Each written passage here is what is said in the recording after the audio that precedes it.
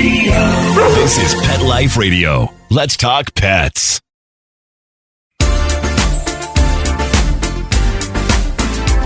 Rappaport to the rescue with award-winning animal advocate, best-selling author, journalist, and pet products creator, Jill Rappaport. Hi, welcome to Rappaport to the Rescue. I'm Jill Rappaport. With Valentine's Day coming up, I have got the ultimate love story between a young, courageous girl and the irreplaceable bond she has with her beloved dogs that have truly changed her life forever. Today, you're going to meet Michayla Hopkins. And please remember that name because this 11-year-old is one of the most inspirational young girls you will ever meet. You see, Michayla is battling a rare form of cancer that does not respond to chemotherapy. But she has gotten so much strength, hope, and happiness from the amazing dogs that surround her. And just last week, Michayla made history by competing against adults, one of 3 ever, in the best of breed rounds for Vizslas at the 150th Westminster Dog Show, which was truly a once-in-a-lifetime dream come true for her. So when we come back, you are not going to want to miss this interview with this extraordinary child, Michayla Hopkins. You know the expression, cats have 9 lives. Well, what if you can give them one more? The Give Them 10 movement is on a mission to help give cats an extra life. How? With spay and neuter. Spaying or neutering your cat helps them live a longer, healthier life. And it helps control free-roaming cat populations too. Learn more about the benefits of spay and neuter and meet Scooter, the neutered cat, at GiveThem10.org. That's GiveThem10.org. Let's Talk Pets on PetLifeRadio.com.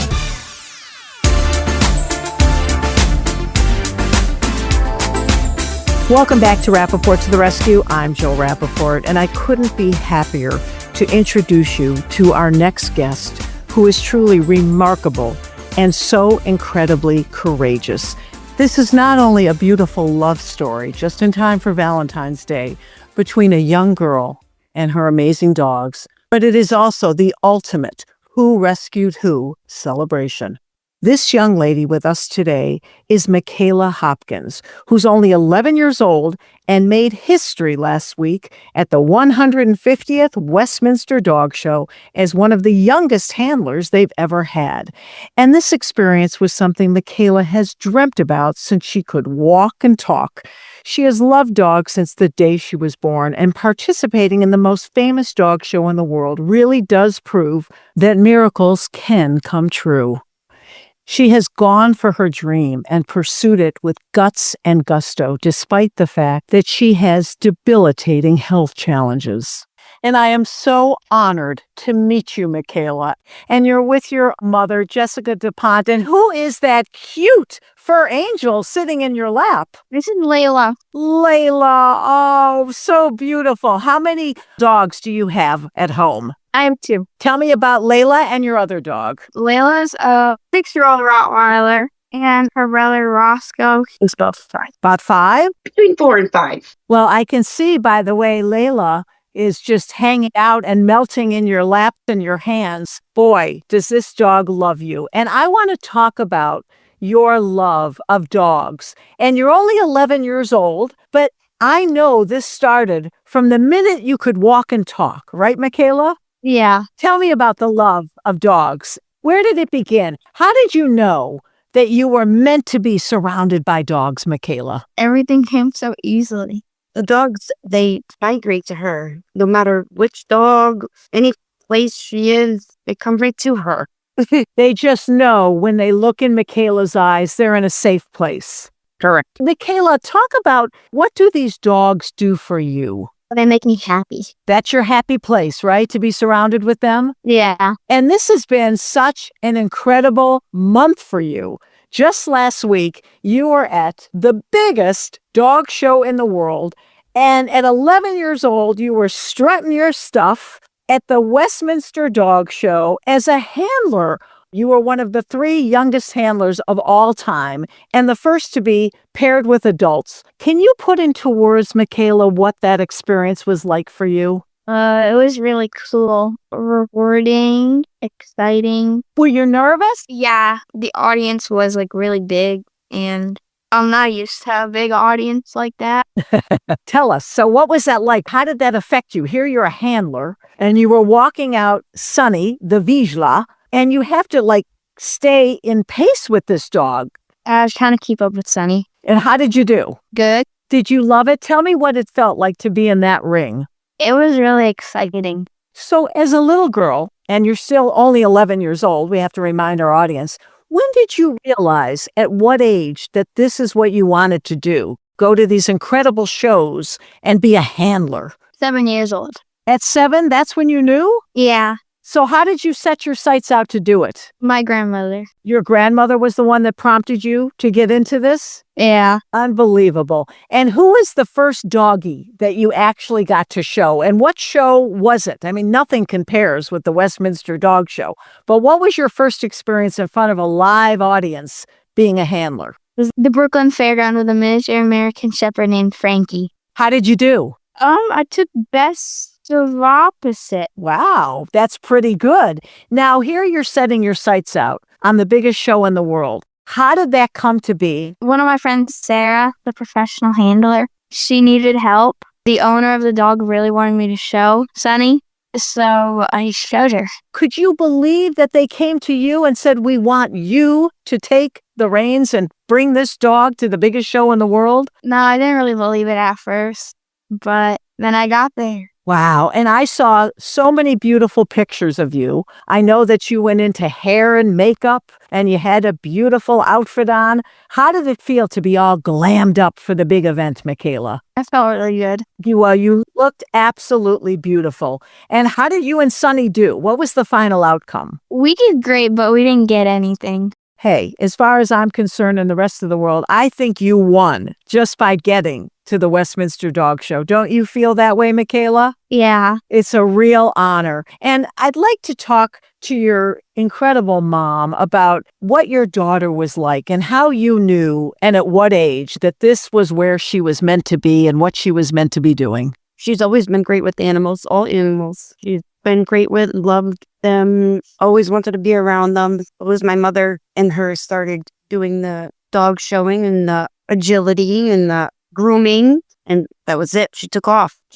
And now it's something that they really, really enjoy to do together. So when you find out that your 11-year-old daughter is going to be in the Westminster Dog Show on the 150th anniversary, no doubt, what did you say? What did you feel? I was shocked. Not something shocking for her. I mean, she's just excels in anything and everything she does. But it was just amazing that she would be able to be given the chance. She's met such amazing people that have really given her such an incredible support group throughout this whole process with the dog. Yes, this has been a very difficult time for you health-wise, Michayla. And you are such an inspiration to people of all ages.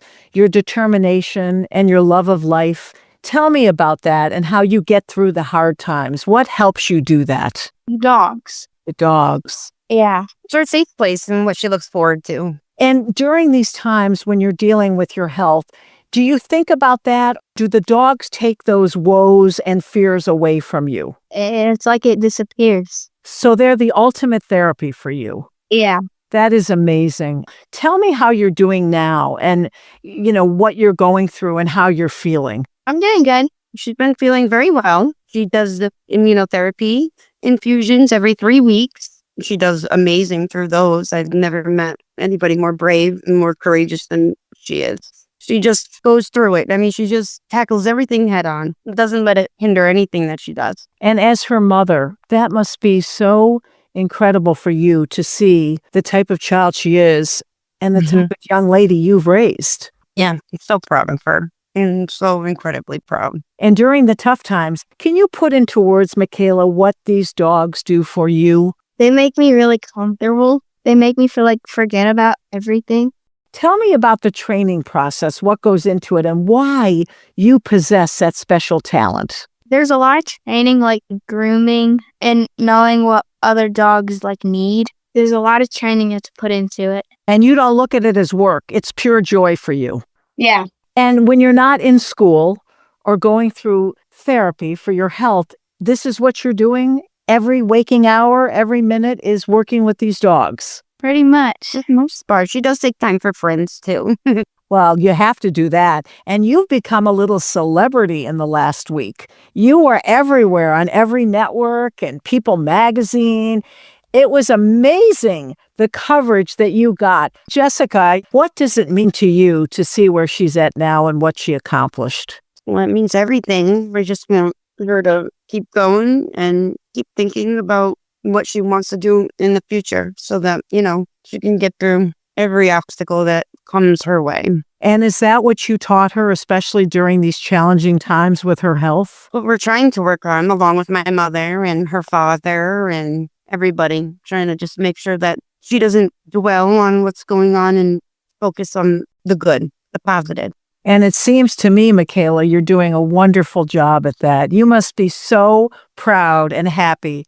Look at what you've accomplished, right? Yeah. Thank you. Well, I also want to tell our listeners that there has been a GoFundMe campaign set up. Is that still in place? And can we tell people where they can go to donate to Michayla's health and to her treatments? Because that is of utmost importance. Of course, we did set one up. There was difficulties, in the beginning with work and just, any things going forward. It's just a regular GoFundMe account for Michayla Hopkins, and it's done very well. Our support system has been absolutely incredible. People are absolutely amazing. And you're encouraging people to please go there. They can read Michayla's story. This is so important because this is an expensive ordeal, not to mention emotionally draining. And it will certainly help for people to know about this campaign, to help donate towards her health and well-being. No, of course. Anything helps in prayers. We really ask for prayers if possible, How do you hold up during these times? What gives you the strength to go on? Seeing her happy does a lot of it. But it's not easy because there's no fix. As a mother, you just want to fix it. And there's no right answer. There's no wrong answer. There's no answer. And that's tough when you can't just fix it. But we're doing the best we can. And listen, with the power of prayer and love and hope, miracles do happen. Correct. Yes, exactly. And that's what we are hoping for. And Michayla, you got a miracle last week just by getting into the Westminster Dog Show. So you have to believe in everything going forward, right? Yep. Definitely. I can't thank you enough for being on this show. I want to wish you all the most beautiful Valentine's Day. You as well. Thank you Oh, you're so welcome. so much for having us. Thank you for being here. Michayla, you're going to love this next segment because when we come back, we're going to go from dogs to cats because I have a special cat correspondent, Deborah Cribbs, who brings us all the latest feline news from all over the country. So stay tuned.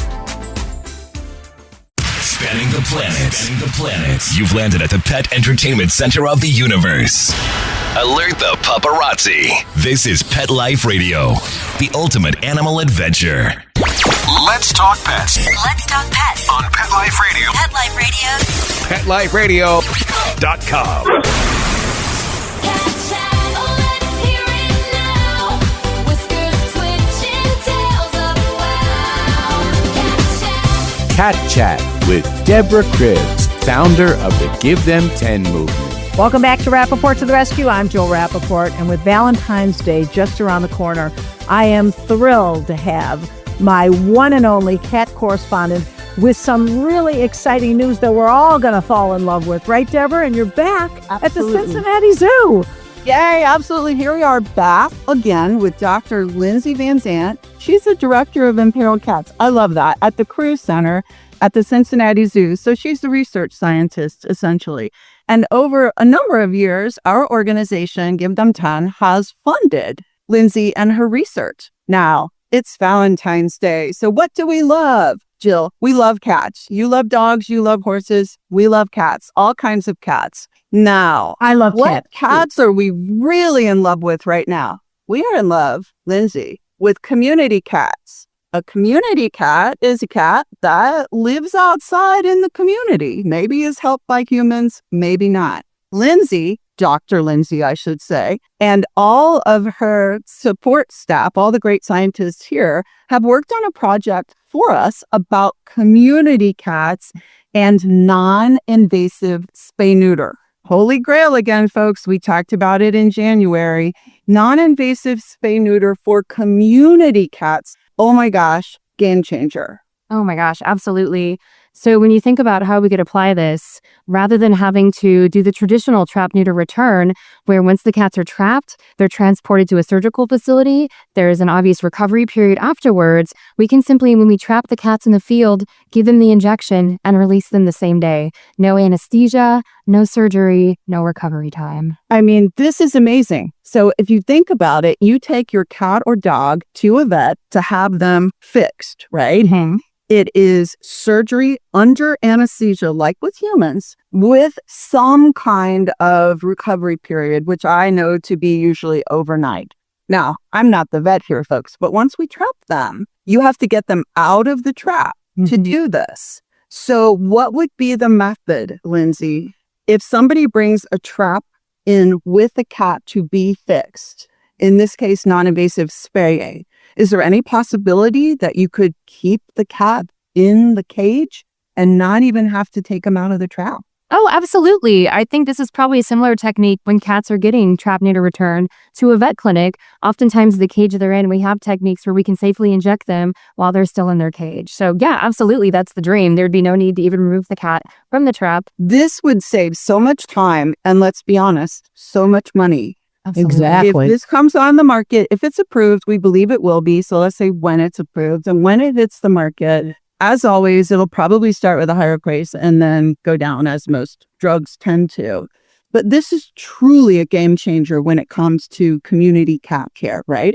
If we want this to be impactful, truly impactful, it has to be affordable for our trap neuter return programs, for our shelters, for our pet owners that don't have great access to vet care right now. And so we are looking at aspects of that, such as how do we manufacture this? So we have to scale up a manufacturing platform that's robust enough that we can produce this in great numbers and efficient enough to make it affordable. So that is definitely something that's on our mind. Yes, and in return, this will help our numbers go up for adoptions. Absolutely. So if you love for Valentine's Day your pets, know that this is coming. And if you see a community cat on the street, Jill, as always, I will remind our listeners here, make sure you know if that cat is spayed or neutered. First way to tell, a little tip on the ear.